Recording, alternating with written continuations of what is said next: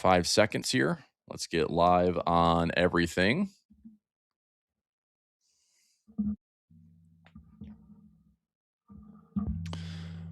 Okay. We are almost there. Kicking off Wednesday, the 18th. Market's down a little bit this morning. FOMC day. Let's hop in, get some chat up and running.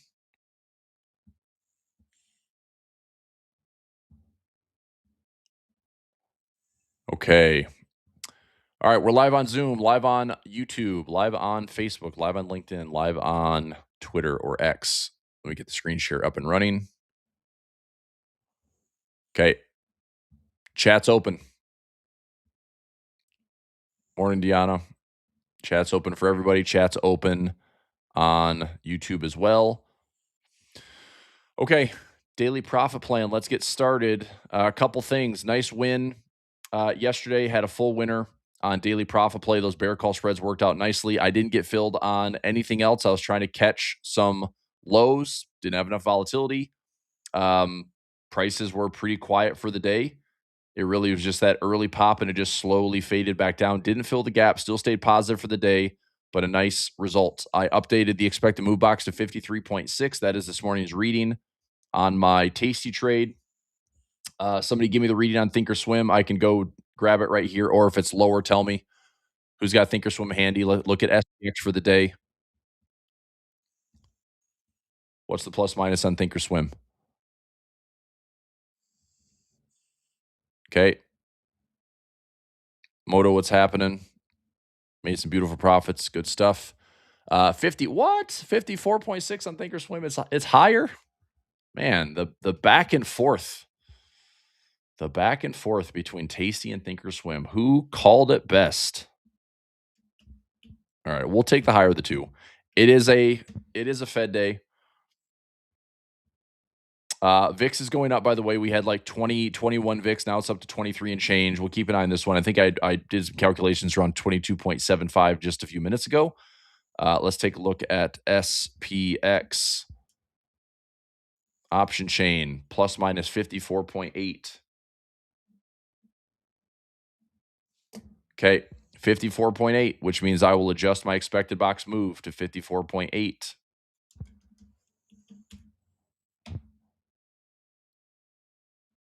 Make this gap adjusted. So 54.8. I'll take this on the 1 minute time frame. So when we open up this morning, we're going to be opening lower. So my gap adjusted indicator. This is the close price. Okay. So it's going to go up 54.8. It's going to gap adjust to the 0.5, 5% or so. And let's say we open up down here, we'll go down the 54.8 here.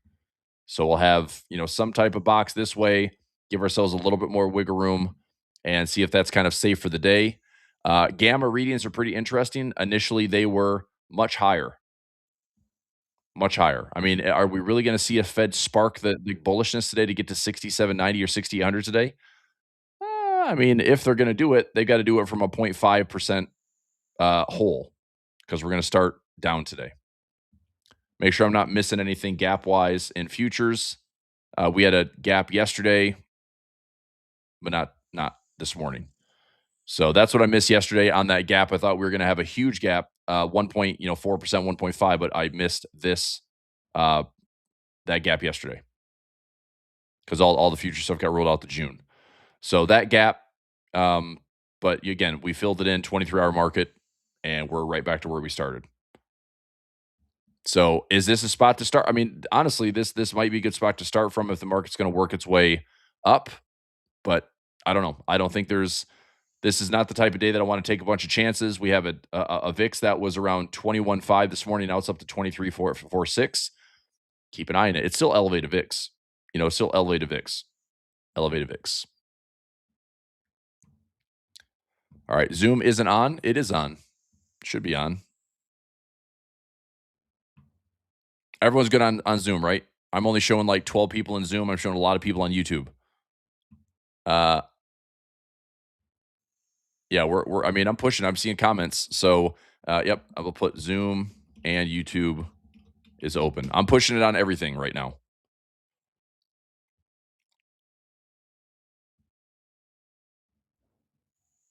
Okay. Okay. All right. Well, I mean, Gerald says good. Zoom is good. Gregory says good. Dan's yes. Okay. All right. Anyway, you're here, right? You're here on YouTube. I got the comments. We're here in Zoom. We got the comments. So you're in the right place as always. Okay. All good.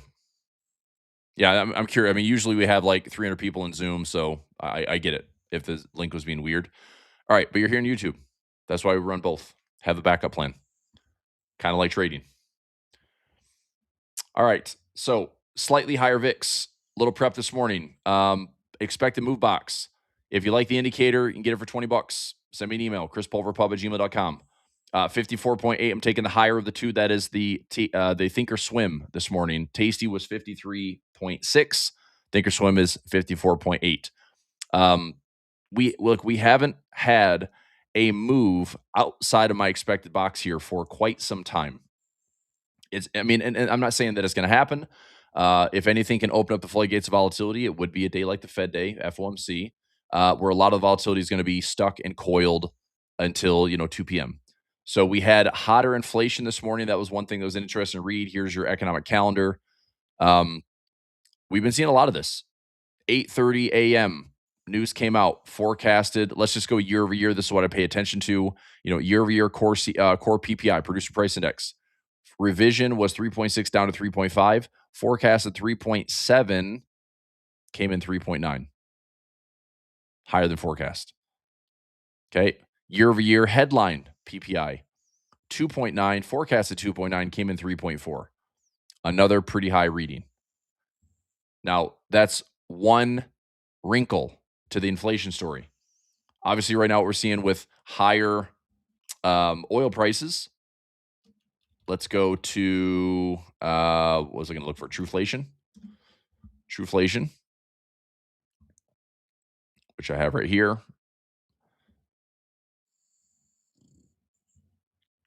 I mean, trending lower and then bouncing hard. We're now about 0.9% higher from where we had this bottom back in around early February.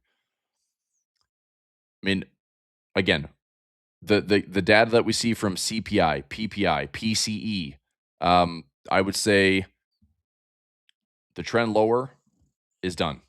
Now it is, inflation likely returning in some way, shape, or form. Are we going back to 9% inflation? Probably not. But I think this is just gonna make everything stickier, right? Everything stickier, and we'll find out more once we have CPI, PPI round. I guess whatever round 3, round 4, because we'll have April prints for March's inflation. What's going to take the oil shock into consideration. We'll see what those numbers look like. And that it could be spun that way as well. Just saying, we could have the narrative be spun where it's like, well, that was because of the oil shock. It's been under control. Blah blah blah blah blah. I don't know. Take it for what it is. Inflation's not going away. Is it a huge threat and problem? Well, I mean, not not all by itself, but oil prices up 115% for the year. That's a problem. That's a problem. So technically, here's the daily chart. This is the CFD for the S&P 500. Um, we're at 66.85. The markets have been making lower highs and lower lows. I still, I mean, I still look at opportunities where every single day I'd like to fade the market. Call me crazy. I like to fade the market every single day. Um, I just think right now, like until I see the bulls like rip aggressively higher, and I said this yesterday, I'd mentioned that what, if we have this level of support and the market is turning from that, or let's say that we bounce up to that level, well, I could see the bears stepping right back in the near term to push it right back down to finally hit this breakout point around 65.50. We will see if there's some follow through there today. If you're in my double ups, we have a trade that's sitting right here that costs us 70 cents. And if this trade gets in this window between 75.50, 75.75, 7600 zone, if we get in that window, this could be worth a couple $1,000 by Friday. So I do want to keep an eye on that, especially if the market's going to head lower today. If we head lower today and have some follow through by Wednesday, Thursday, Friday into this zone, I'm hopefully going to see some decent profit. Okay. Could it go lower? Maybe, but it's been just a battle royale market. bulls and bears. We're only down, by the way. The crazy part is we're only down like 1.5% for the entire year. That's what's crazy. It seems like we're in a friggin' bear market with all the dispersion going on and all of the. I mean, look at the market breadth. I talked about this this morning. I looked at this yesterday. I was shocked to see how bad this is. So this is how many stocks in the S&P are above the 50-day moving average. And when we started out this year, remember this whole year, the big narrative was the rotation trade. Get out of the top 10 stocks, get out of the Mag 7, put money elsewhere. What sectors were beat up? Consumer staples, pumped like crazy this year. Energy, pumped like crazy this year. Energy is one of the only kick-ass sectors for 2026 right now. Financials started out with a bang, gave it all back. Industrials, materials, the physical build out of AI, scarcity, all these things. These are not like healthy sectors for bull markets, but they are typically the last innings of a bull market or this major rotation that's been happening. Okay. I'm not sure what I'm seeing this in YouTube, Diana. Morning, Chris. Can you let me into Zoom? I don't know I don't know what's going on with Zoom. Did we post like a crummy link in? Hang on a second. Yeah, I mean, I opened it up this morning. I see people in the chat, so I'm just gonna make it. Let me make a comment here. Live session this morning. If you're having difficulties loading up Zoom, please join.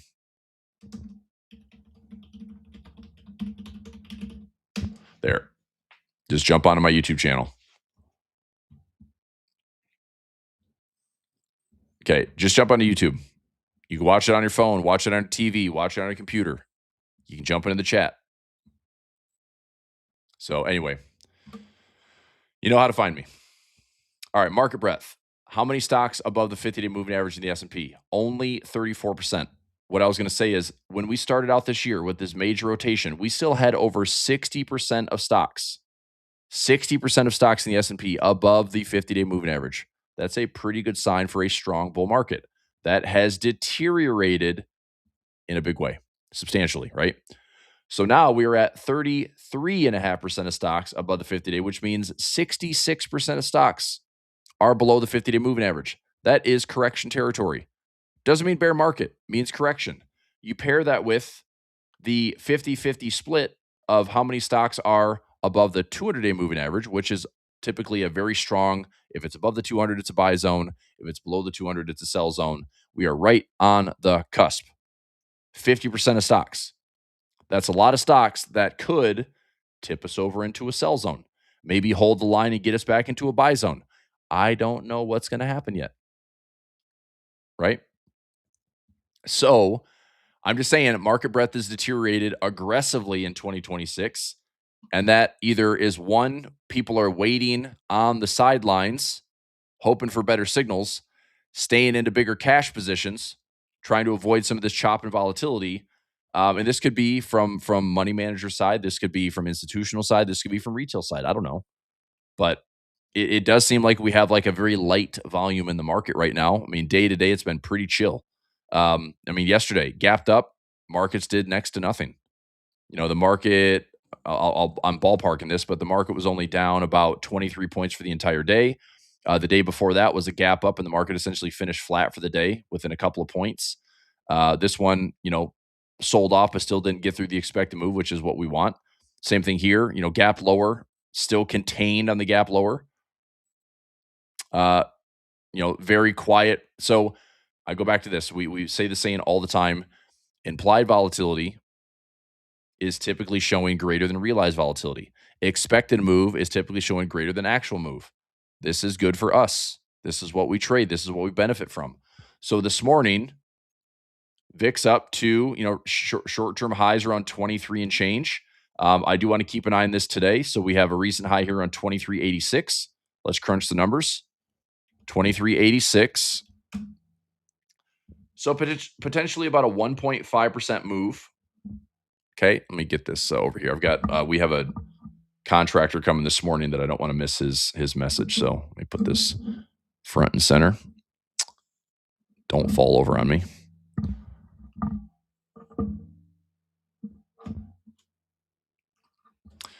All right. So about a 1.5% move. That's kind of the VIX box extreme. I had this calculated here in my DPP indicator. Here is my VIX box. I've centered it at 67.16. Futures is down about 0.46%. We are going to be opening lower this morning. I'll still keep the VIX box the same. Okay. So what I'm saying today is if I can sell, VIX box extreme around 6,800, you can see the gamma levels up above that a little bit, 6790 to 6,800. I mean, I'd like to think it's difficult for price to get there today, but it's FOMC day. It could be a reason for volatility and direction and flows, good or bad, to come out of the woodworks and jump back into the markets and see some volume pumping up today. Good or bad, right? So we are in negative gamma most of the day today. Most of the day is going to revolve around all of your volatility is probably going to be this afternoon from 2 to 4. So the market, opens lower and let's say stays lower. Now, what I'm going to do today for prep, what I'm going to do today for daily profit play is most likely get levels, but not force a trade. And the reason why I don't want to force a trade is because we can put on a trade and we can follow the perfect textbook today. Let's say that we have our 54.8 expected move box. Okay. Market's going to gap lower. We have our high, we have our low. I can sell my calls, I can sell my puts. And then what happens? You're thinking, well, you take the trade around 9:35 in the morning. What about time decay, Chris? Shouldn't it be out of the trade in the first couple hours of trading? In theory, yes. But for some reason, volatility in time decay for an FOMC day is very different. For some reason, time decay looks like this. And then at 2 o'clock, it's like, okay, if you're inside the expected move and nothing happens at 2 o'clock, then you have like this massive fall towards the end of the day. But volatility is very sticky during FOMC days. So I don't like to place these trades and then sit for literally 4 to 5 hours and then still have to wait through FOMC anyway.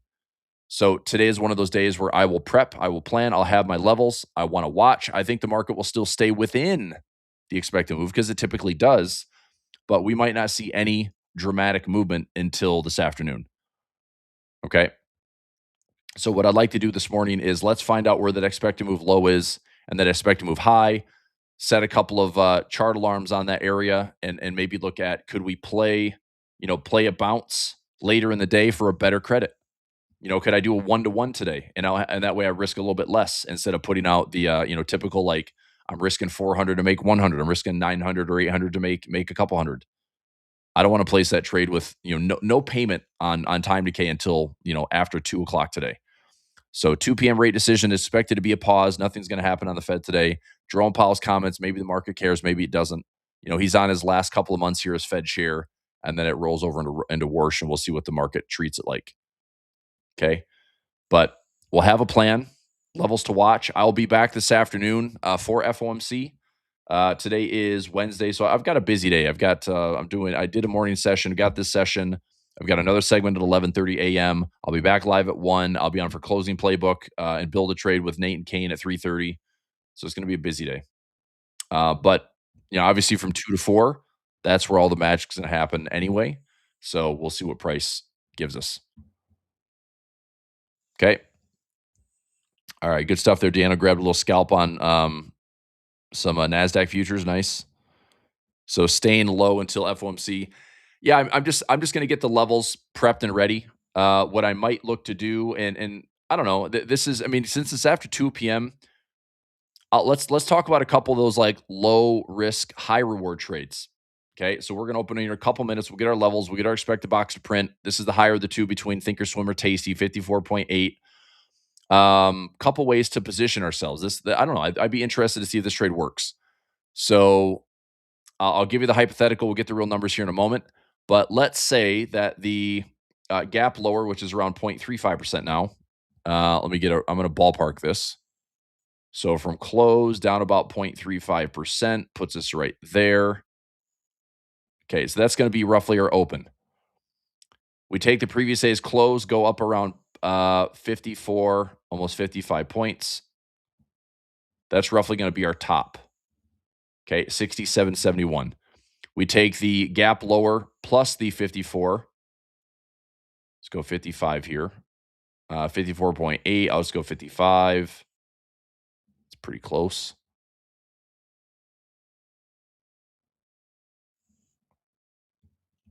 Okay, we'll get the exact numbers in a second once we have opening bell. But this is roughly going to be my expected box for the day. So gap lower plus the expected move, previous day's close plus the expected move, and VIX right now is 23.2. I'm going to set a chart alarm to see if we break these intraday highs on the VIX, because that'd be a tougher thing to call the bottom if the VIX is going up. Okay. Now, what I was going to say is this. If this is my projected low of the day, one thing I'd be interested in doing is not necessarily saying like that has to be the low, but let's just say this is 66.40 and this is 67.70. Okay.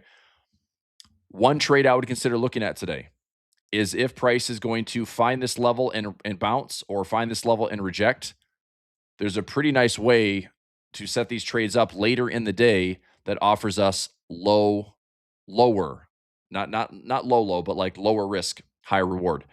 So if I did for this trade, if I want to call the bottom, I could sell a 67.40 put. So -1 67.40 put, and then a +1 at 66.40. So that's 100 wide, right? That's 100 wide. If I can get this trade to fill for, let's say, $95 credit, $96 credit, $97 credit, I'm only risking $5, $4, or $3 to make up to $100, which is $10,000. So extremely low risk, extremely high reward. What the market would have to do is come down to test this level and then close above it, right? I think that'd be a fantastic trade. If we have 67.71, 67.70, I could sell the 66.70 call and then buy the 67.70 call. Same thing. It's 100 wide. It's 100 wide spread. If I can get this thing filled for 95 or 96 or 97 credit, I'm risking 5 or risking 4, risking 3 to make up to 10 grand. That way, if price can get up here and reject, we come back and maybe have a neutral day.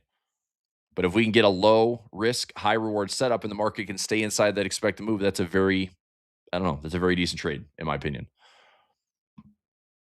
So that's one way to do it. The other trade that I might be looking at this morning is, because we've had recent lows around 66.20, is maybe trying to catch a trap down here with a broken wing butterfly structure, maybe going like 20 to 25 wide off these lows and see if something is lined up around like 6,600 or so.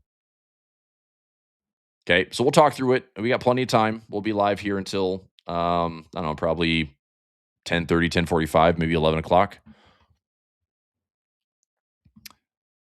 Thanks, Don. Appreciate that. CPI, PPI having a major impact. I mean, not necessarily. It's just another newsprint today. So markets are down. I mean, we're starting lower. Futures down 0.4%.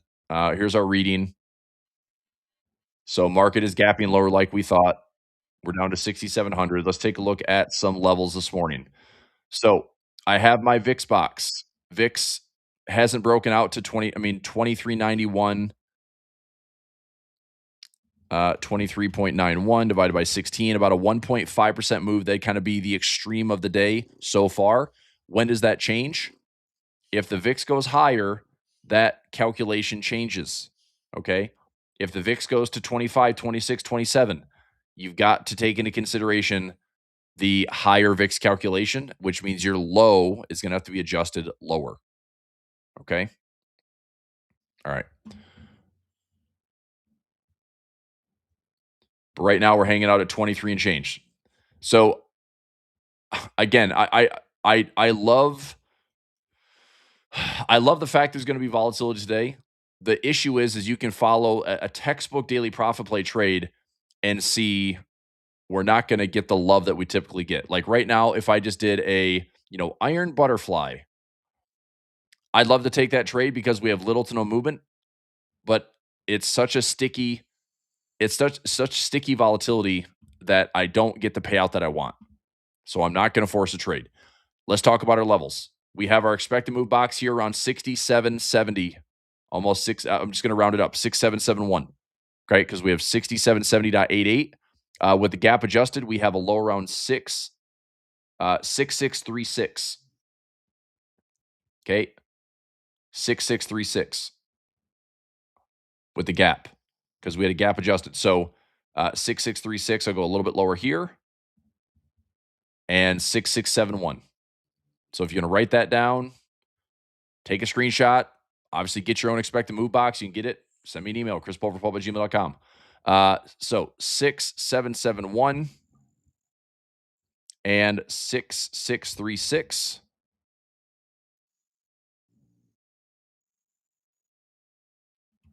Okay, now it's just about prep. I'm not gonna force a typical daily profit play trade. Okay, reason why is we post this trade, we take this trade this morning, and we have to sit on this trade until 2:30 in the afternoon to get paid. I don't want to do that. It's been. I mean, has it worked in the past? Yes, but I never love sitting on an FOMC day all day with a trade that should pay us within a couple of hours. So my plan for the day is to watch these levels.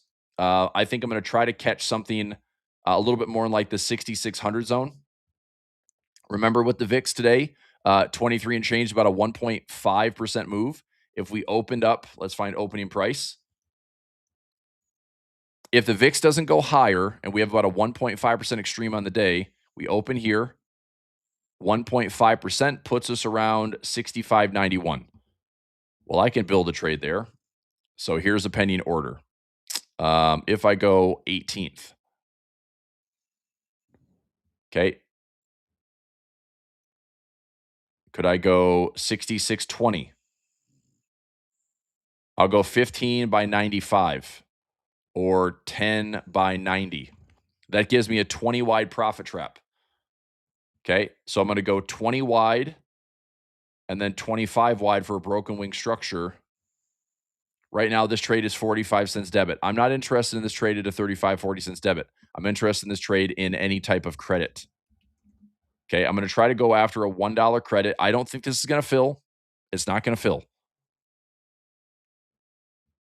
Chart says, it says 60. Oh, yeah, you're right. Yeah, you're right. You know what I was saying.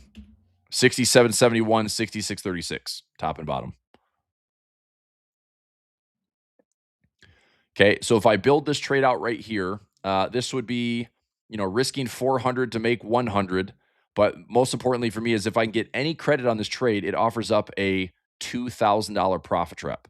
That's really what I want it for. So I'll put it in for $1 credit, pending order. Okay. I will watch this one for the day because if this trades for even like 10 cents credit, 5 cents credit, 15 cents credit, I'll probably still take the trade. I'm using the VIX box extreme to call the lows. This would be breaking fresh lows in the market. I mean, I could be wrong. I could still be wrong, but I'd feel a lot better like later in the day at 2, 3, 3:30. If we're hitting that profit trap, this starts to pay a lot better at the end of the day if markets are down towards that VIX extreme. So I'll keep an eye on this one for any credit. If I get filled for $1 credit, which is difficult to do, but if I get filled for $1 credit, I'm risking 400 to make 100, but I also have a $2,000 profit trap. If I get filled for 10 cents credit, I would be risking 490. I'm risking 490 to make 10. I'm not excited about making $10. I'm more excited about the potential of that profit trap. Okay, so that's one. On the extreme upside, well, I'm not going to lie. Take the gap here, go up 1.5%, and that puts us up to around 68.16. Okay, and again, I'm being really conservative here. 68, I can build a trade there. 68.15, 68.20, let's build a trade. So to the upside, 68 and change. If I go 6,800, 68.20, that's a $2,000 profit trap, puts my break even around 68.40. So I'll go 45. I mean, right now that trade costs 10 cents. That's a debit. I want a credit. I would still take this trade at any credit. Literally, if I can get 10 cents credit, I'll probably take the trade. I risk 490. And again, I'm not excited about the 10. I'm not excited about the 10 cents. I'm excited about that $2,000 profit trap at what I think is a pretty calculated top. So pending orders right there. Okay. So if I'm going to kind of call the bottom, I'm going to call the bottom around the 6,600 handle and try to position for a trap down here to make some money.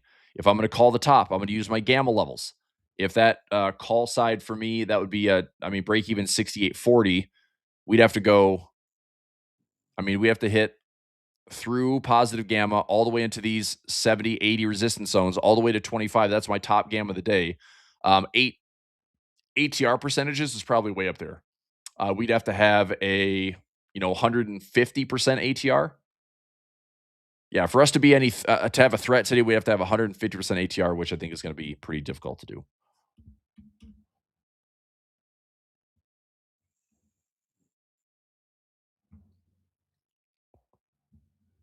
Okay. All right. So here is some real-time stuff. These are my boxes from yesterday. Had a nice full winner yesterday. All right. I'm just going to delete these boxes since they no longer apply. Current prices, current gamma, hanging out around 6,700. It's all about the Fed today. This is the good, the bad about Fed. It's like the market doesn't do anything all day. And then after the Fed, it probably has some volatility here or some volatility here. What I rarely see for Fed days is I rarely see the market go one direction and stay there for the day, or go one direction, stay there for the day. In fact, usually it's this. The rate decision comes out at 2 o'clock. Press conference starts at 2:30. So from 2 to 2:30, the market makes a move. And then from 2:30 to 4, the market does something opposite. Okay. So it tends to be a very noisy indecision day, but a lot of the volatility is after 2 p.m. to 4 p.m. Okay. All right. What is the best spot for me? I'll post these. I'll copy and paste them. I'll put them in Restream so everyone on YouTube can get the post. I'll put it in Zoom. So I'm putting these trades in. Again, they're pending orders, not filled. I'm essentially looking to call the top or the bottom safely, do so with a profit trap. I'll put them in Zoom first, and I'll copy and paste and see if it'll take it and format it in my YouTube comments. So this will be bonus trades. Bonus trades, FOMC. I'm doing SPX, 318 expiration. On the bottom side, I'm going the 6610 put, the 6590 put, and the 6565 put. A dollar credit pending. Looking for any credit. Okay, if I get any credit on this trade, I'll still take it. I'll still put it in for $1, but if I see like 10 cents, 5 cents, 15 cents, I'm probably going to adjust to take the trade just because that is a credit, doesn't cost me anything, and I have a profit trap sitting at those lows. That's one trade. These are coming in the chat here. Just bear with me. Give me 60 seconds. Call side, 6,800, 6,820. And then 45.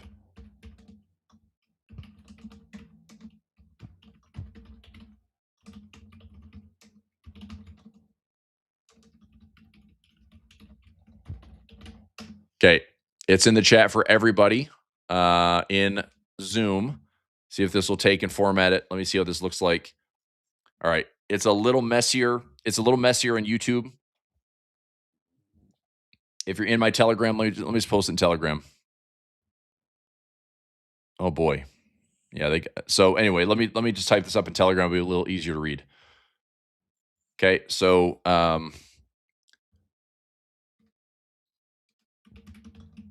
bonus trades. Today's FOMC typically throws a volatility and time decay wrench in our daily profit play. So I'm sharing my trades for a, profit trap, top and bottom today. And I can just post this.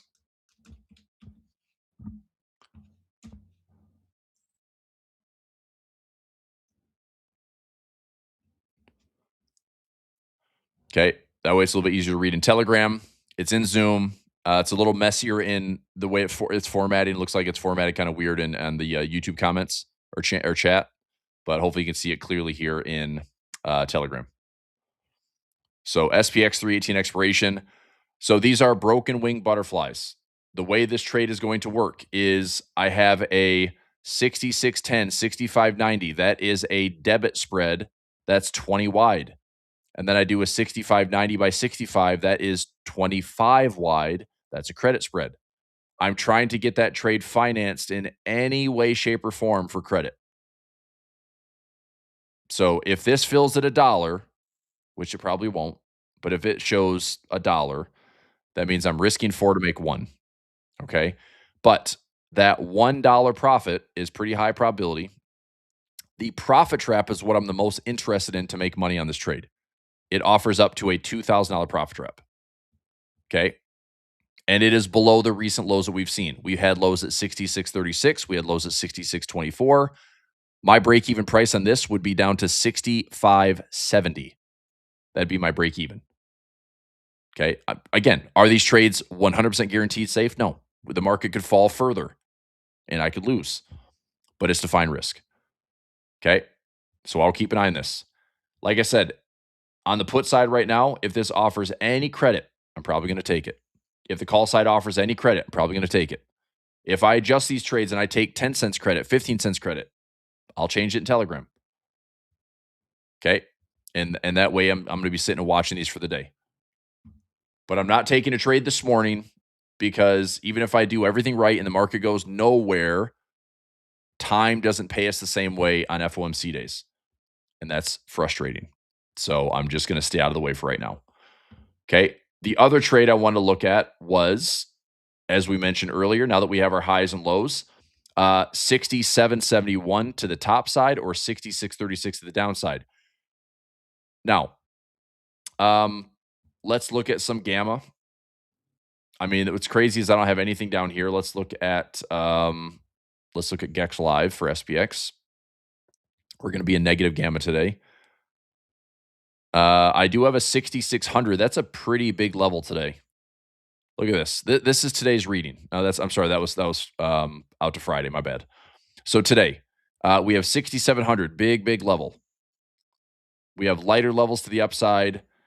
We have a decent amount lower, but it seems very sticky around 67. All right.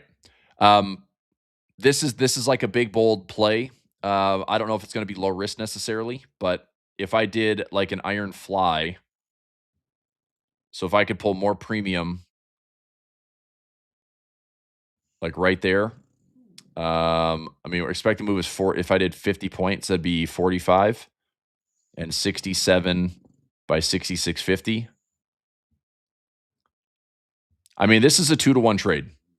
I'm not going to swing that type of risk on the day. I don't know if we're going to settle here at 6,700. It does seem to be for right now. 67 seems to be the stickiest, largest gamble level for the day. I mean, if we have a nothing burger Fed day, that might be where the market ends up settling. Here's one thing that I have to do. If I took this trade, I need price to basically be around 60. On the upside, it'd have to be around 67.30. So if price was 67.30 or lower, okay, 67.30 or lower, and around 66.70 or higher. I guess 65. So it'd be 35 points. Yeah, so 30 or 65 there. So if I took this trade right now, I'd get over $35 credit. I'm risking $1,400 to make up to $3,000. That's not a bad trade for the day. But is there risk in the trade? Yes. If price is greater than 67.30, there's risk. If price is less than 66.65, there's risk. If I take the trade today, right now, I need price to basically stay within these levels. So if it blows me out to the upside or downside, I'm going to lose. But it's a 2 to 1. And if the market somehow finishes within the day right around this like sticky 6,700 level, that's a big fat winner on the day, which could be pretty nice. Mid on the put fly is 25 cents credit. I'm not seeing it. I'm seeing a 33 cents debit. I'm not seeing it. I'm not seeing a credit on it right now.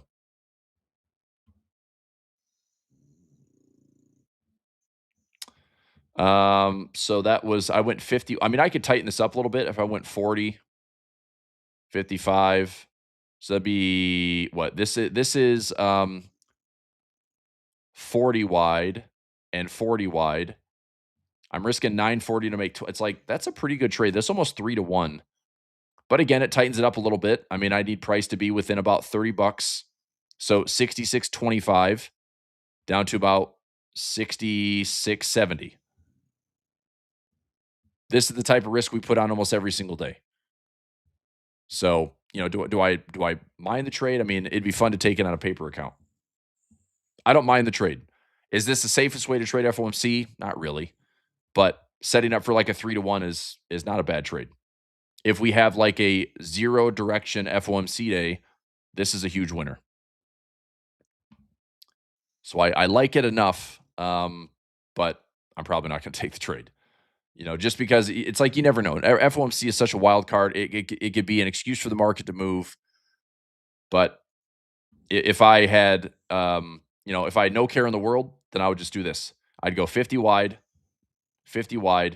taking the entire consideration of the expected move and see if price can stay inside of it.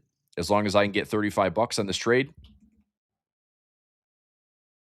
I'm risking 1,500 to make $3,000. It's a 2 to 1 setup, and my break even would be around 67.30 or lower, and 66.65 or higher.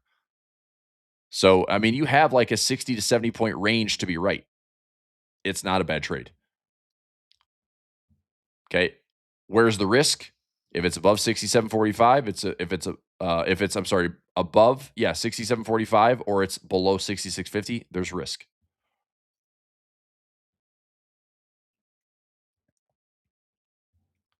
So just a couple ways to play it. The other side of this trade would be, like I talked about, some of the extremes. If I wanted to kind of call the top around 6,800 and reject it, maybe selling a 6,700 call, buying the 6,800 call, go 100 wide, and see if that would fill for like $95 credit. Risk 500 to make up the 9,500. Not a bad trade. Okay. So again, I'm throwing it out there like, would I expect the market to break and stay above 6,800 for the day? Probably not. But if we get up to 6,800 and we can reject it, I'd love to short it there and get the market to kind of finish.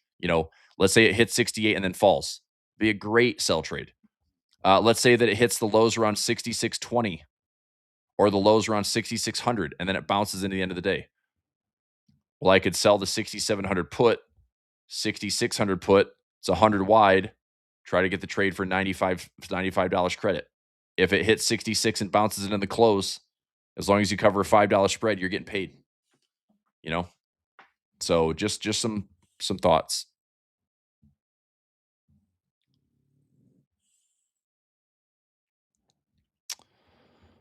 You talk about the role of market makers in depth anywhere on your channel. I mean, it's basically the foundation of my daily profit play.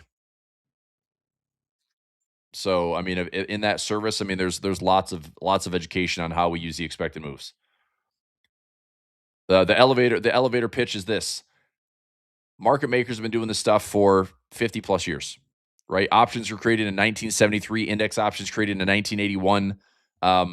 By design, option makers or option market makers or liquidity providers, there's 5-6 of them in the entire world. Their job is to keep things stable. Their job is to provide liquidity. Their job is to keep the bid ask pretty tight and match buyers and sellers. and also appropriately hedged because their role is to be delta neutral. This is why we have, I mean, the options market. It doesn't have to be difficult to trade options. It doesn't have to be, nor should it be. But with trading options, once you understand what you're trying to express in the market, it's just price and time and volatility. That's all option trading is. Now, the crazy part is it's like playing chess. I mean, there's multiple dimensions you can put on here. But the cool part is once you just understand, like, if price is above this level, I make money. If price is below this level, I can make money. Where's my risk? What's my reward? What's my maximum profit? It's all that. It's just a combination of those things. So market makers, what they help us do is every expiration we trade for every stock or every index, there is a calculated move.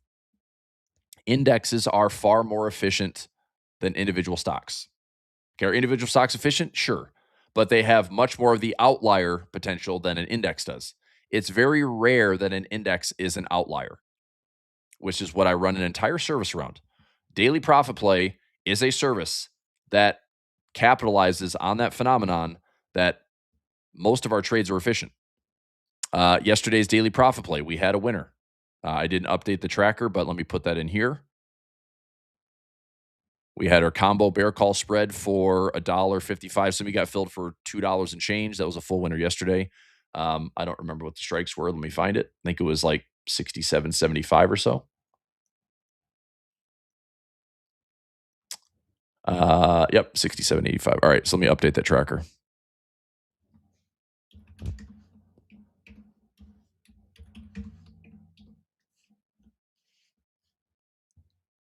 What was my starting price for the 16th? Starting price opened up around 66.90. Price yesterday opened up around 67.35.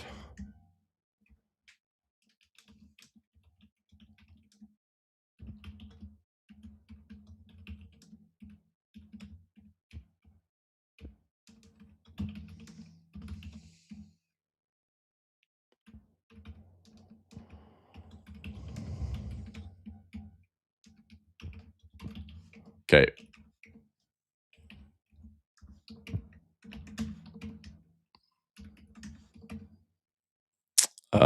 B.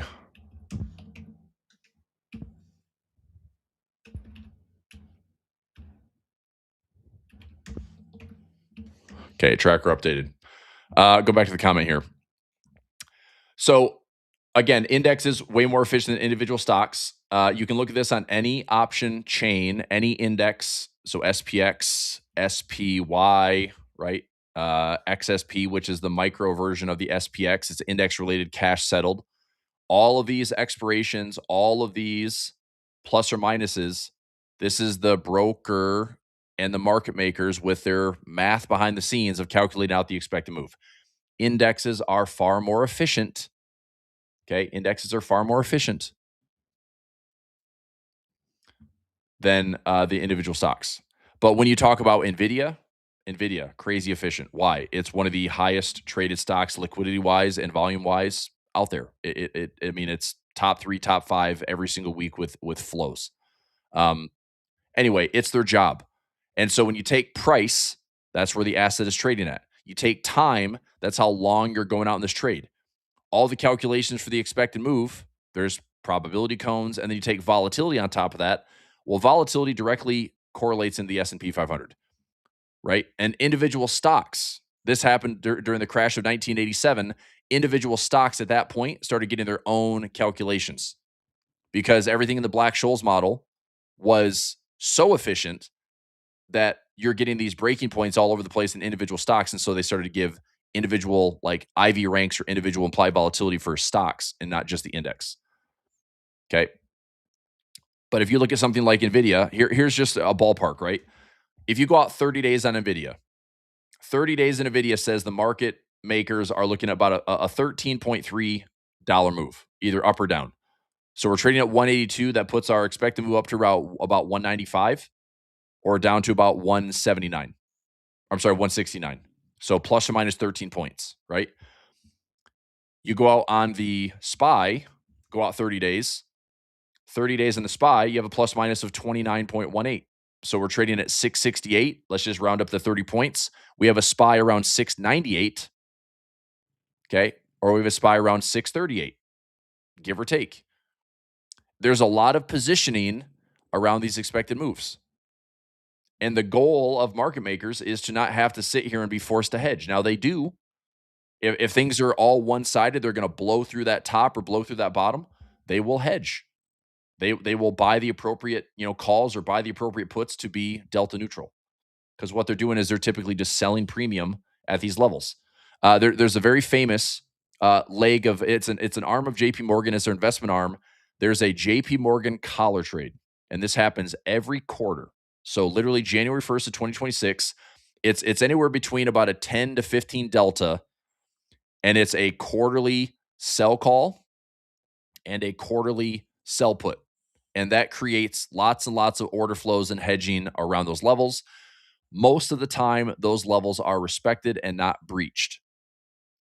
And so what's kind of cool is like every single quarter, so we can do this again April 1st, we can go out and look between like the 10 and 15 delta, kind of give ourselves a range and see if that JP Morgan collar trade is still valid. I don't know what they are. I mean, as we get closer to the end of this month, I'll kind of see what those big levels are. I would imagine that price has gone pretty much nowhere for this quarter, right? I mean, the plus minuses for the quarter were probably hundreds and hundreds of points, and price has gone next to nowhere.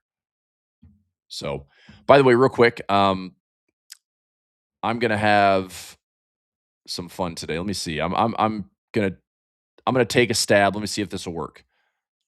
I've got the let's go SPX. I'm thinking I'm gonna take that iron fly and give a chance to see like, all right, we're gonna hang out around like 6,700 today. Because if we are, let me see if I get more premium for 6,700.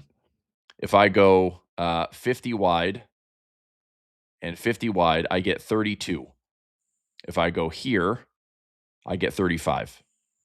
So break even puts me around 67.3250 or 66.67. So we got a plus minus 40 on the day. I mean, this is if I wanted to. I mean, the risk is $1,700. I don't love that trade. If I did something like this, still risking $1,700. That's kind of lame.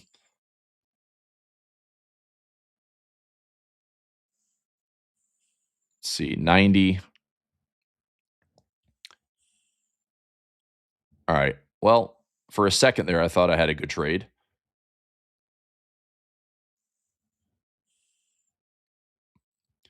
So that is 40 wide, 40 wide.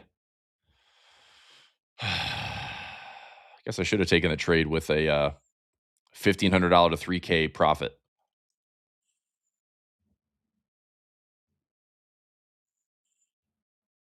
So that's 40 and 40. Let me see if this trade, I'd like this trade to be at $30. If I get $30 credit, I'd be risking 1,000 to make 3,000. I need price to stay within 30 points of this current level.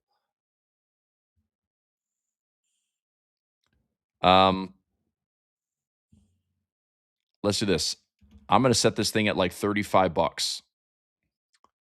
Okay. So I'm risking 500 to make 3,500. I'm going to see if I can pin this around 6,700 today. I'm going to let price come to me rather than me, settling for like, the broker says I can make, $3,000, but I'm risking $1,100. I'm going to let price come to me. So I'm going to put this trade in today. I'm risking 500 to make up to $3,500 if I'm within 35 points of 6,700 plus or minus. I'll put this trade in. So I'm going to risk $500. If I'm within 30 points, I've got some profit. If we're close to 6,700 at the end of the day, even better.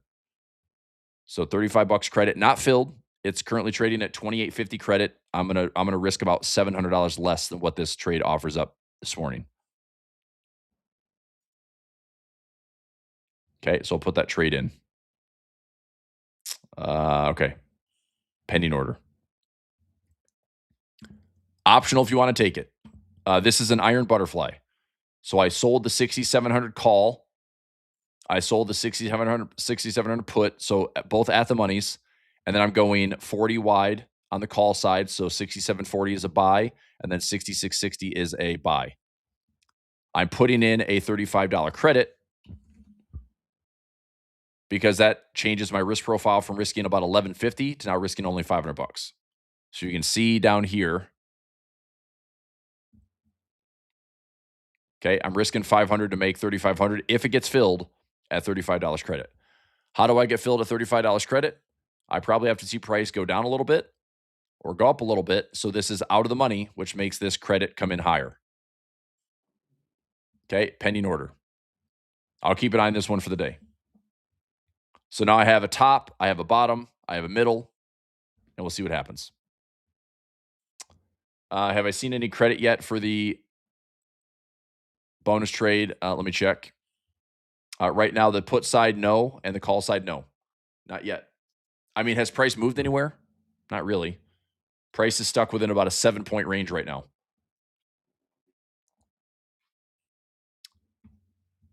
I wouldn't be surprised if the market doesn't move today. The problem is if you take a standard daily profit play today, you may not get paid until later today. And that's my beef with FOMC days is it just takes much longer for the FOMC time decay to really work in our favor. It's like I said, typical time decay looks like this. You take a trade, start to finish, time decay looks like that. FOMC days, it's more like this.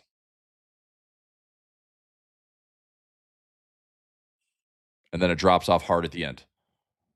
So it just sticks around a lot longer versus it should be around, like 11:30 or 12 o'clock, you start to get that really nice decay. By 1 p.m. in our trades, we're getting like, 80, 85, 90% of our profit. But FOMC days, it's like you're going to sit kind of break even all day. Okay. All right. I'll throw this trade in here if interested. I'll add to that bonus trade. So I'll throw in another one. I'm going to put it in the same post. So this is essentially a top trade, bottom trade, and then the next one will be a middle. So SPX 318 expiration, selling the 6,700 call. I'm going, I think I went 40 wide on that. 60. Actually, you know what? I could go, let's see here. I could go a little bit wider. I could go 6750. 6750 call and then sell the 6,700 put and go 6650 put. I can go $45 credit on that trade. Again, that's unlikely going to get filled. So you can either do the 40 wide, that's around the expected move, but this trade is still valid. I risk $400 or $500 to make up to $4,500 pending. Okay, I'm gonna update this trade. So this one, I'm gonna revise this. So if I do 6,700, go out to 50, go down to 50, it's offering 32.40. I'm gonna try to get $45. I don't know if it's gonna fill. Okay. I'll keep an eye on both of them. This one was 40 wide. I'll try the same thing at 40 wide. 6,700, 6,700, 40 wide, 40 wide for $35. I'll take one of them. If one of them fills, I'll cancel the other one, but I'll look to take both of them. Either way, it's going to be a $500 risk maximum.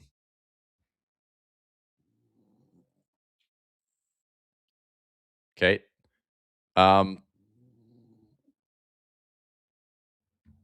David, you got 25 cents credit on that trade. Are you serious, dude? No way. Are you sure? Live account, right? Live account, credit. Are you sure? I'm not getting credit on this trade. 25 cents credit, not filling. 20 cents credit, not filling. 15 cents credit, probably not filling. This trade is showing a 35-cent debit right now. I don't think there's any way I'm going to get any credit on this trade right now. Not filling. 5 cents credit.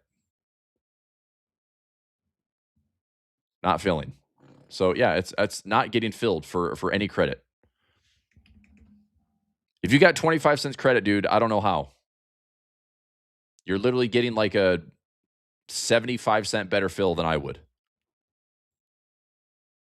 So I'm just going to go back to a dollar and keep an eye on this. This is monitoring the mid prices, by the way. So, the call side is trading for like 11 cents debit, and the put side is trading for like 40 cents debit. Now, I could tweak this and go down like $15 profit traps instead of $2,000 profit traps and maybe see some credit. So never mind. I see what you're doing, David. Well, no shit. Look at what's happening. You're only doing a $10 profit trap, and you're going, 25 wide. So you're way different on the risk profile than I am. Yeah, okay, that makes sense.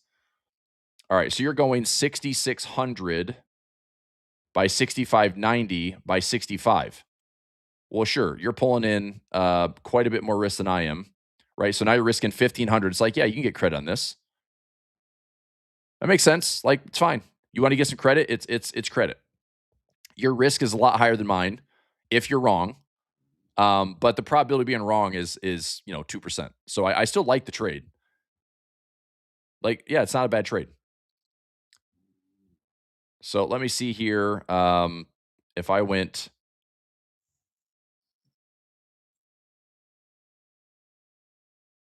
6605 to 95 to 70, what's this look like? I mean, this isn't a terrible trade. Now, I don't have a big fat profit trap. I got $1,000 profit trap at the end of the day. That puts my break even around 65.85. And here's what I'm going to just double check on. If we go to the VIX box lows, that's around 66.20. Okay. I mean, so unless the VIX is going to rip all day, it's like, I think it's a good trade. I don't love the 1470 of risk. I make 25 to 30 cents on the trade. It still offers a profit trap. I just like a tiny bit more profit trap if I could get it. Like this trade, I get a $1,500 profit trap. Like this one, I'm okay settling with. This is $1,500. Give me, maybe 10-cent credit. I don't know if it's going to take it. If it does, I'll throw it in there. But that's a $1,500 profit trap. I'm just trying to go a little bit wider than 10. So can I get filled for 10 cents credit? No.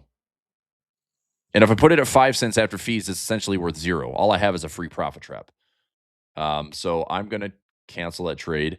So 6605. So 10 wide.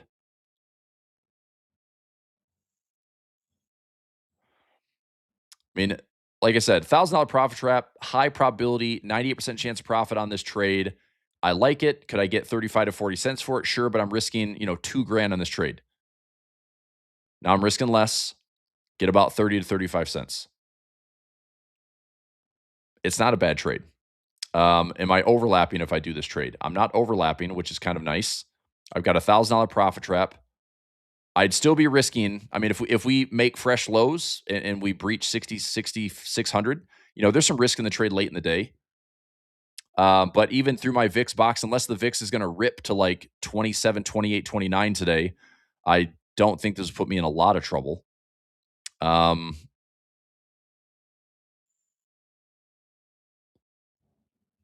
Fudge. It's just a choice. I mean, do I like the trade? I mean, I like the structure of it. Do I want to take the trade for 20 cents to make? I mean, it's a credit trade. It's basically a nice profit trap unless price goes too low. Then I'm taking on some risk. But let me see. I mean, maybe this one isn't bad for $1. I'll put it in for $1. I'll join you, man. I'll go a little bit crazy bin with you. I'll go dollar credit. That way I'm risking 1,400 to make 1,100. If price falls a little bit more. I don't know if I'm going to fill for $1. Maybe I do, maybe I don't. But gamma wise, 100% ATR is, 100% ATR is 6630. It's like it'd be very difficult for us to get through 6,600 today. I'm not saying that we can't, but it's unlikely. So if I position for this, at least there's some credit coming in. I'll take it for $1. I'll take it for $1. Okay, pending order.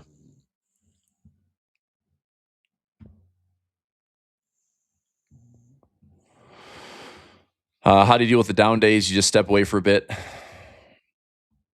I mean, I don't know. What's a down day? I mean, it's like ebbs and flows are always happening. Like, I'm down for the day. Well, this is like fractions of 1% for me. Am I down? Sure, but it's open option volatility, it's open exposure. So if you're asking for like, how do I deal with the down day? It's like, I mean, we've had lots of down days. We still make money.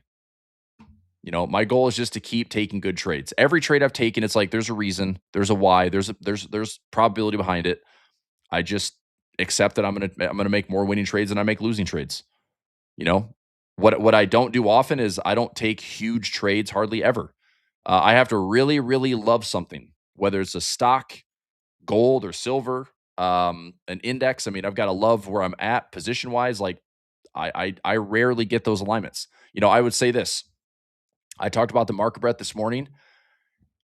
I would be willing to take a bigger stab on the broader market if we had a just a fantastic, once in a every couple of years type alignment where I'd say, okay, I'm gonna go like synthetic long and I'm gonna own like 1 to 500 shares of something, 1,000 shares of something. Like I've really got to love it. If I don't love it, then I'm just taking like calculated base hits, and my risk is going to be between, a couple $100 to a couple $1,000, and I just play in that ballpark.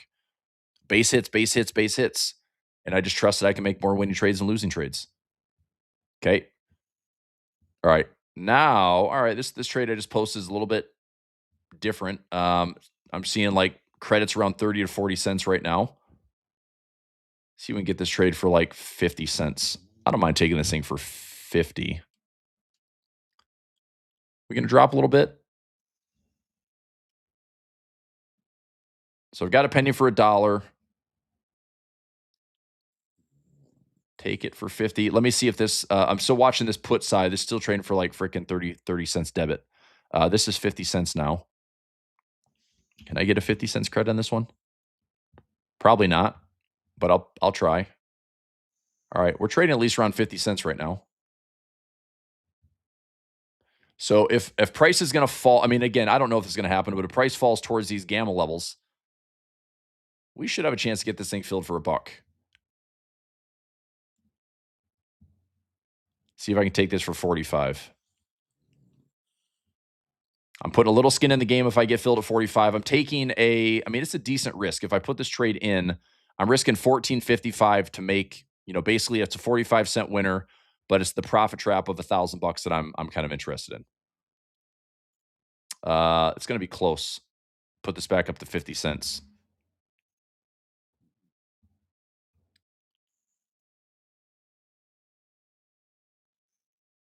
I really want, ideally, I really want like a $1,500 to a $2,000 profit trap if I can get it. That would be pretty ideal. $1,000 is great, but $1,000 can slip fast. And you have to typically wait all the way to the end of the day. You get a little bit of that bonus profit early if you're like 15 or 20 wide. That can kick in pretty hard in the final like 60 minutes. You got filled for 40 cents. All right, that's decent.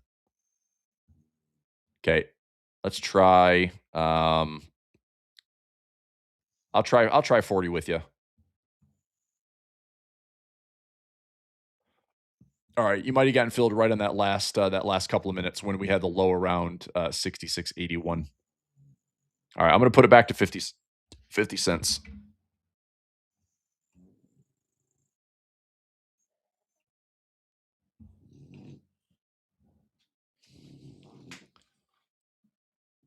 I'll put it back to 50. I'm going to put it at $1. So I'm going to take both of those levels. And then if that put side one, which is right now trading for about 40 cents debit, if this gets down to like 5 or 10 cents debit, if I have any credit from the other broken wing butterfly, I don't mind paying a very small debit to like give myself a $20 profit trap. So I'll put it for 50 cents, put it for $1. See if either one of those get filled this morning. Okay, good, Mark. Yeah, that was a good fill. 40 cents is good, man. So Moses, answer your question, I mean, so what happened? Like, what's your down day? I mean, give me an example. I mean, I've had some shitty days. I mean, we've had days where, I did some over trading. Especially in a zero DT, it's like I can figure out how to strategically, like, get a couple extra trades in, maybe mitigate some of my risk, and price still, didn't cooperate, and I end up taking, a loss in the day. One thing I always look at is like I do a pretty good job of segmenting my days. Like a day trade, if I'm zero DTE, the name of the game in zero DTE is survival. Like you have to be able to stomach a loss, right? I know that in any one day, think about this, any one day, anything can happen. Things should happen with probabilities, but there's also outlier days like October 10th, November 20th, Jackson Hole, a Trump tweet where the market rips up. Like, what was that last, not this week, but last Monday? Last Monday at 3:15 in the afternoon when Trump wasn't even supposed to talk until after the market was closed, market ripped up like 70 points in 20, 25, 30 minutes. That shouldn't happen, but it did. And I ended up taking like a $500 loss in the day. Could have been way worse. Could have been way better. I could have actually managed my defense trade a lot better, but I freaking, tried to hang on there. I don't know. Anyway, in the moment, I was like, well, defense could get really, really good. And then price just stayed right around my expected move. So I ended up taking a small loss in the day. Um, anyway, point is, if mentally I can kind of compartmentalize, like, if I trade for the day, I try to win the day. If I lose the day, my goal is to survive and show up the next day and trade and win, and I'll make it back in, 3, 4, 5 trades. The way that I take a risk in the morning like this, I typically have to take slightly bigger risk than reward, and I know I'll make it back. So it's just not beating yourself up of like, why did I do that? Or what, I did this all wrong. It's like, I usually don't break my rules. And so if you have a bad day, it's just, yeah, like mentally figure out, like, are you going to step back in there and trade again? One thing I don't like to do is revenge trade. I typically don't, double and triple down and say, okay, I lost it, I got to get it all back. It's like, I don't. I know that my process is, if I lose on a day trade like this, because it requires me to take a bit more risk than reward, I usually have to take 3, 4, 5 trades to get it back. But those 3, 4, 5 trades, I can knock those out in a couple of days. I can knock those out in a week, and then I'm back to break even or better, and I'm making money for the year. Like it's just a game of, can you survive and show up and trade the next day and not let. Here's the most important thing: can you get through a loss without feeling like you have to change your entire strategy? Most traders will spend years and years and years just trying to avoid losing. And the reality is, losses will happen. We like, literally in this service, we do so much planning and prepping every single day that when we lose, something odd has to happen for those days, because it's rare that it happens. This is why we have a high win rate. This is why we win almost every single day. This is why we also have to show up and trade the next day. Okay. I've had traders in this service that have made tens of thousands of dollars in profits, and then they take one loss, and they, it's like Mike Tyson says, you have a plan to get punched in the mouth. That loss sets them back mentally, where they think, I need to risk less. But you were just making $20,000 in the last month. And now one loss that sets you back, it's like, I get it, but this is why I always teach, it comes with risk first, right? Risk first, risk first, risk first. Set your risk so it never scares you. Set your risk so you're never uncomfortable. You can take any trade in the world if you can stomach it. And that's where just repetition and live trading experience comes in. It's like you find your comfort level. I still do not love taking, $5,000 to $10,000 swings in my account. I don't. But I'll take $1,000, no problem. A couple $1,000, no problem. But it's a percentage game for me. Why would I take a trade that's going to cost me, if I'm wrong, if I'm going to be taking a big swing for something where it's like, I can make a lot of money in this trade, then I better have a plan A and a plan B and a plan C that can repair that trade or get me out of trouble. So in my Project Options Edge service, we take a lot of these trades where I'm willing to own the stock. So even if I took on heat or volatility or drawdown, I can repair that trade for a likely win. I don't have to take a loss. I shouldn't have to take a loss. So I position the trade that way. What, daily profit play is a little bit more binary. It's a 0 DTE. There's only so many things I can do to defend myself every single day. So I accept that I'm going to win most of my days, and that's what I look forward to doing every single day. But in the event that I do lose, it's going to be typically something weird happens, something outlierish happens, something out of the norm, out of the expected move happened. So it's just getting comfortable with that reward and risk. It's getting comfortable with the percentages, never taking a trade that's too big, and being willing to show up the next day and keep trading, you know. But I think it all comes back to trade size. Trade size, too many people trade way too big and they put profits first. What can I make? I want to make this. I want to make this. That's great. But if you're trying to make $100 a day to risk $5,000 a day, here's a crazy story. One of the guys I work with, and I love this guy. He's a great trader. Okay. He's risking about $100,000 a day to make 1,000. That is a courageous trade. And he's made $50,000 since like October, since like Halloween. He's had like $50,000 to $60,000 in profit. But all it takes is one outlierish day with a 0.5 probability, 0.5% probability. That's all it takes is one of those, and he'll wash away, 3, 4, 5 months worth of those profits. And that is like, I just don't ever want to take a trade like that. And he might never lose. And he might make hundreds of thousands of dollars with it. But it's just that one time where it's like, if you do lose, though, it's just a huge reset. But he knows how he got it. He knows how the process works. He knows the risk. And it works.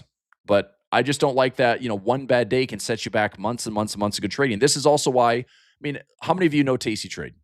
You know Tom Sosnoff, and he was in Tasty Live. He built Thinkorswim. Him and Scott Sheridan now doing Lost Dog and One Lucky Dog, and they're launching their network.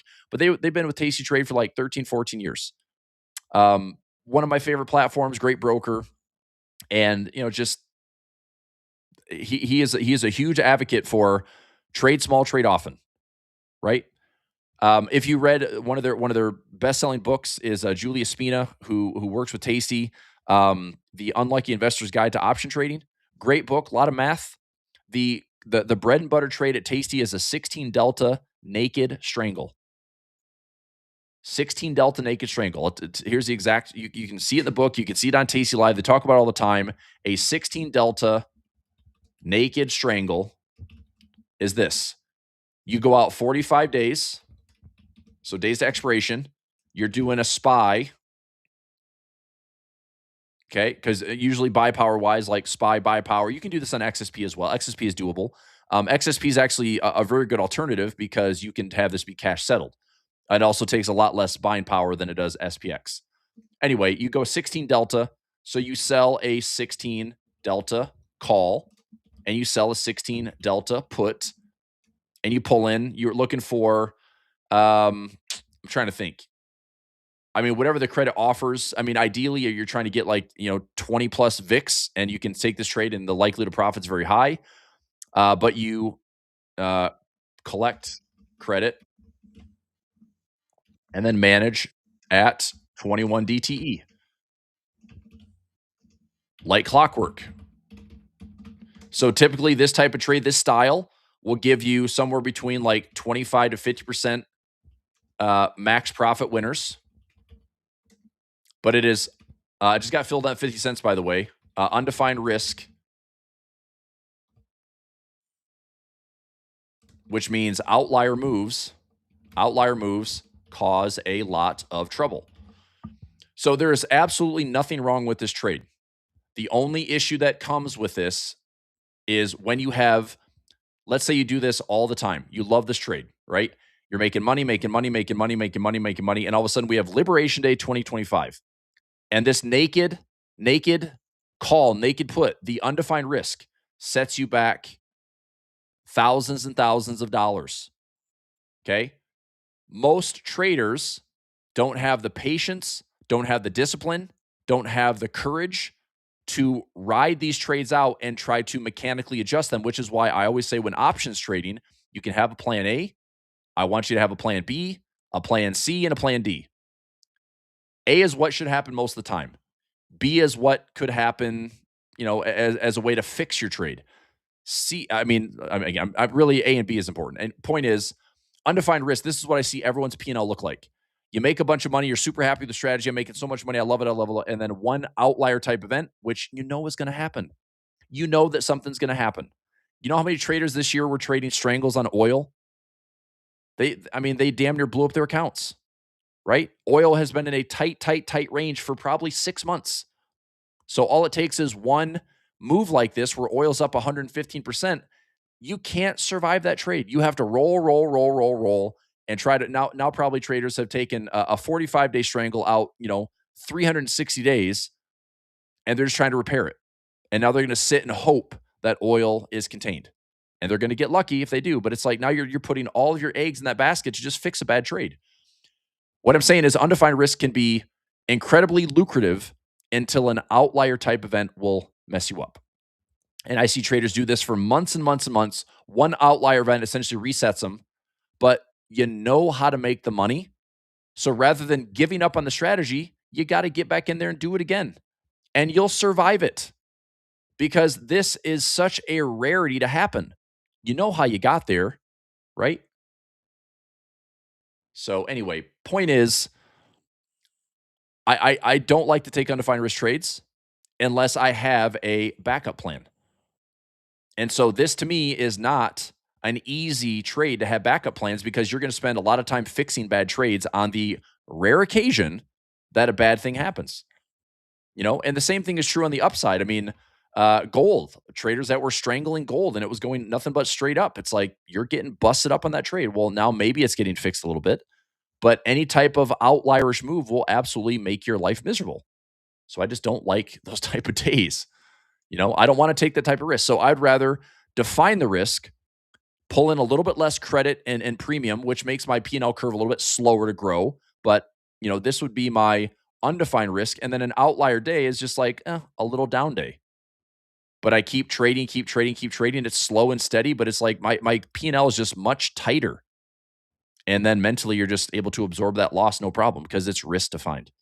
So I may not have like the awesome leaps and gains of undefined risk, but I just see that happen way too often. And that's never fun. That'll make you question your entire strategy very quickly. One bad event that's not in your control, right? One bad pricing event that has nothing to do with your plan. You did everything right, followed a plan, and you still get your butt kicked. That's not fun. So I'm trying to say, I don't want to trade that way. Anyway, I got filled on the 50 cents. So that 10 wide is filled for 50 cents. I've got a 66.05, 65.95, 65.70. I'm in this trade. I have a $1,000 profit trap. Price would have to fall all the way down to 65.85 for me to lose. Right now on that position, I'm having about a 94% chance of profit on the day. Let me check and see. My put side is now traded for 80 cents. What the F, dude? Well, that debit's getting worse. Let me see here. So that's 10 and 90. All right, let me play around with this. So if I go 15, 66, 75, that's a small debit. There's another 50 cents credit. Might as well try it here. Let me see something. If I go another $10 profit trap below this, so that's 10 wide.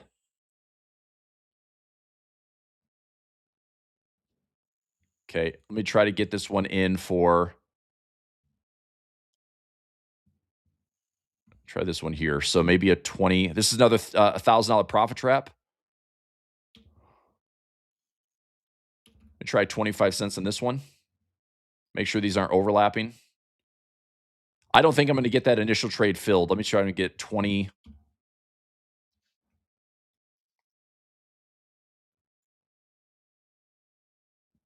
So if I go buy, sell for 15, 45, can I get this one at a credit at all? Okay, this one offers me a $1,500. I'm going to take this trade. This is a 5-cent debit This gives me another $1,500 profit. I'm going to take this trade. 5-cent debit. All right. So I got 50 cents on a butterfly, 5 cents debit on a butterfly, but now I have a up to a $2,500 profit trap.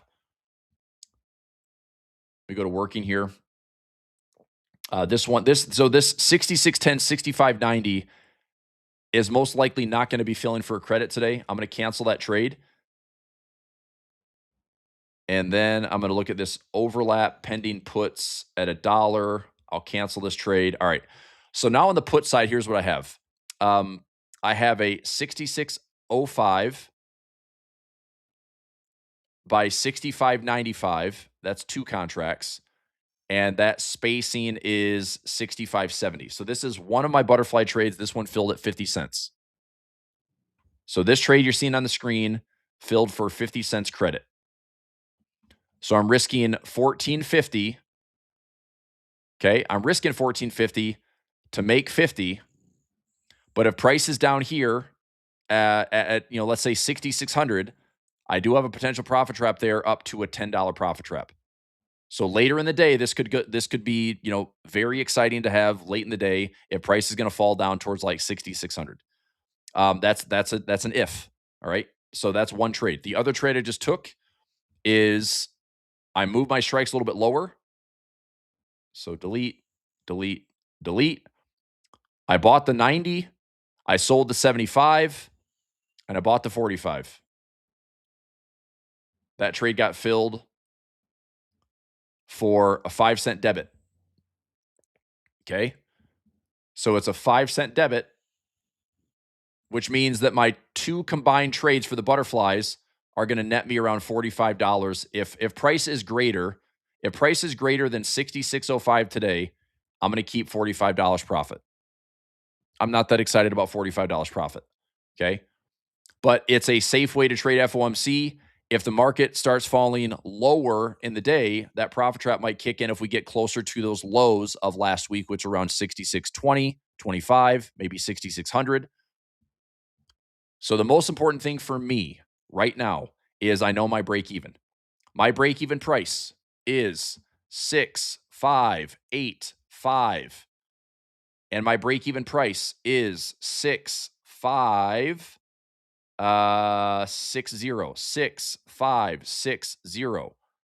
This one has a $10 profit trap.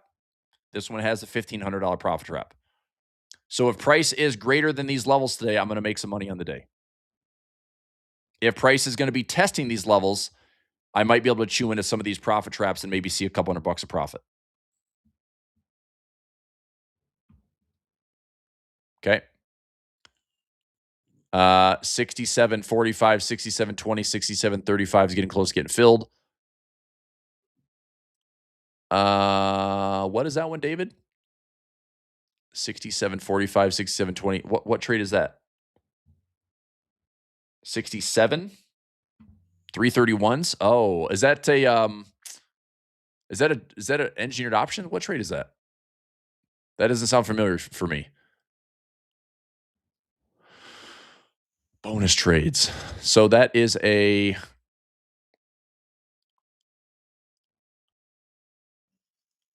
okay. The numbers are throwing me off because 67.45 and then 67.35, 67.20. That looks like a broken wing structure. That'd be 10 wide and 15 wide. So I mean, I could see that being a bonus trade. Yeah, let me see what I have here. So let's go SPX only. Well, it was a 331 expiration. So I've gotten the 65s here, 65, 20, 10. That's out to the 31st.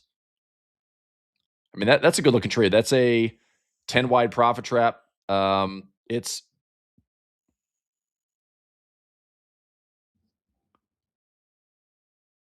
I'm not seeing the trade. I've got a 65. I don't know why I'd have anything with 67s.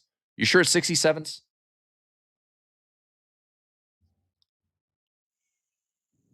Oh, there we go, right there. Oh, that's engineered options, dude. Isn't that engineered options? I'm risking 250 to make 250 with a $1,000 profit trap. That's engineered options. I mean, that could be a great trade. But we're trading at 66.70 and my strikes are 67.35. So, I mean, obviously I'm still risking money on that trade. But that's an engineered option trade. That's my engineered options like monthly bonus. We did have that bonus class. Okay, so I'm gonna do this. I will add this. So daily profit plan. Today's session is free for everybody with my trades, since it's not a typical daily profit play trade. So here's what I have running live. SPX, I have the 3/18 expiration. The trade that just got filled. I have a 50-cent credit and a 5-cent debit. And I'm trying to get those things, pinned around the 6,600. I mean, if we fall to 6,600 today, great. But the market started at 67. We had a plus or minus 54 on the day. It's got to go 100 points. Pretty sure that shouldn't happen. But if it does, I got a profit trap sitting down there. So anyway, buy the 66.05. Sell the 65.95. And the 65.70.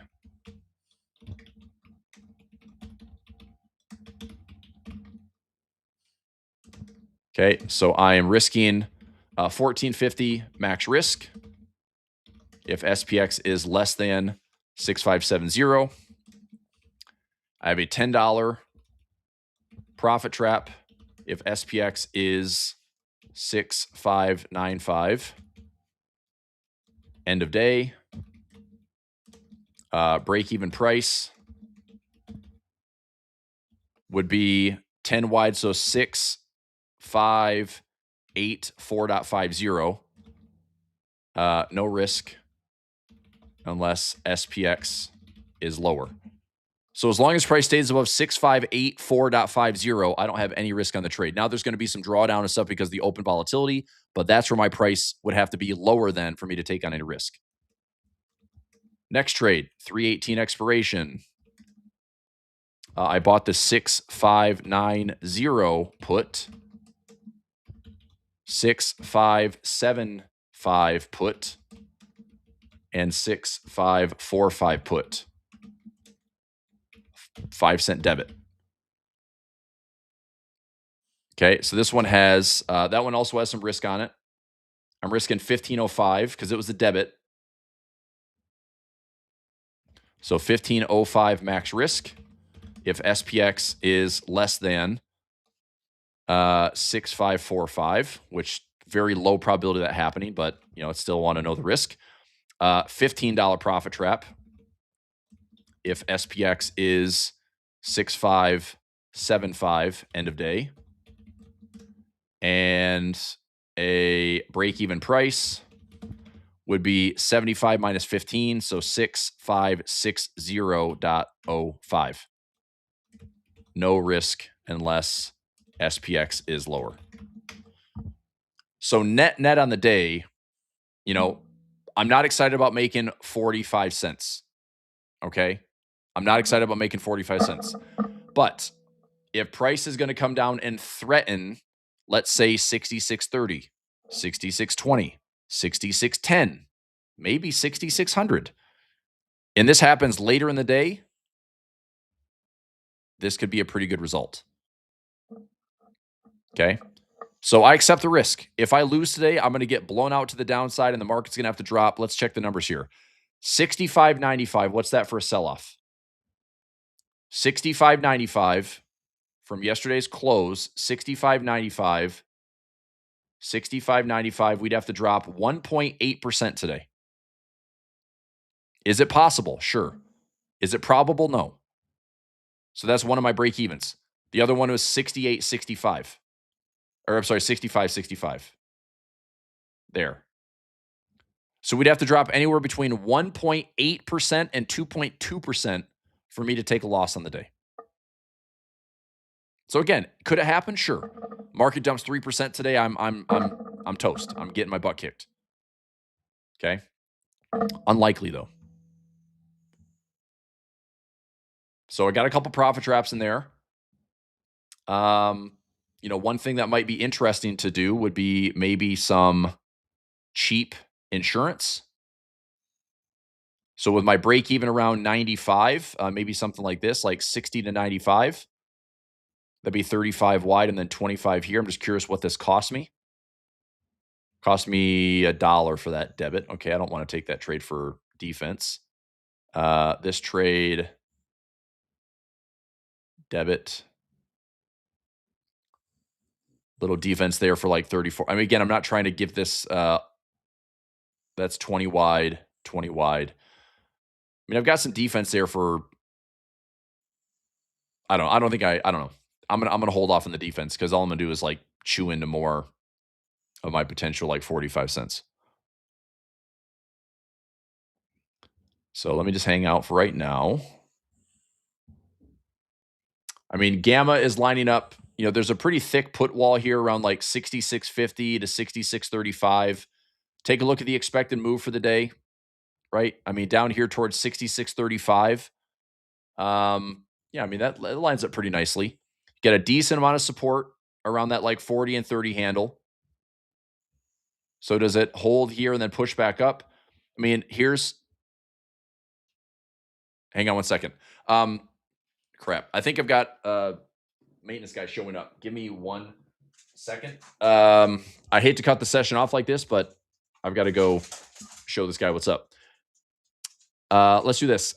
I will be back this afternoon. Deanna, I think we are switching gears today do we have a stream ready to go? I can't read live right now.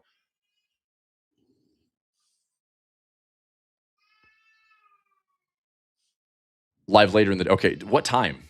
I've like stacked sessions like all day. I'm just not. Oh, okay, that's fine. Okay. All right, here's the deal. I got to wrap the session here up. I will be back for closing playbook at 3:30. Come back and join Nate, Kane, and I for a build a trade. We'll be here at the end of the day. We'll see where prices are at. Here's what I'm going to say. I'll leave you with this. If the market bounces around 66.50 or 66.35, that is showing that the market makers care about that expected move. That's a good thing. Okay. So we'll keep an eye on this for the day. I'll let you go for today's daily profit play. The day isn't done. There's a lot of trading left. And come back and join me this afternoon to see how this all plays out. Okay. Am I canceling the 50 wide? No, I'm going to keep it. I'll keep it because if we come back up to that, I'm only risking $500 on that iron fly. I haven't been filled yet, though. So anyway, I got to go. Kids crying, and we got to maintain.